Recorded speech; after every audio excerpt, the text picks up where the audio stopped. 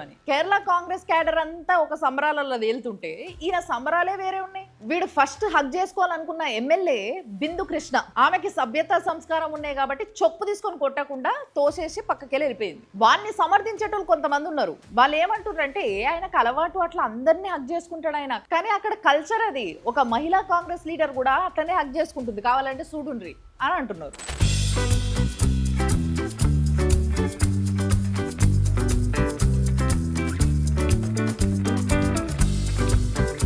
ఎవరైనా ఇద్దరు అడల్ట్స్ ఏ విధంగా అయినా పలకరించుకోవచ్చు. వాళ్ళు హగ్గే చేసుకుంటారా, ఏం చేస్తారా, ఎట్లా పలకరించుకుంటారా అనేది వాళ్ళ ఇష్టం. అందులో ఎటువంటి అభ్యంతరం లేదు.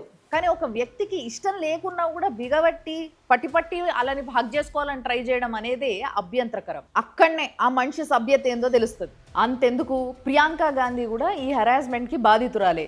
మీకు గుర్తుందా, క్యాండిల్ ర్యాలీలో కొంతమంది కాంగ్రెస్ వర్కర్స్ ఈవెన్ కూడా మొలెస్ట్ చేసిండ్రు.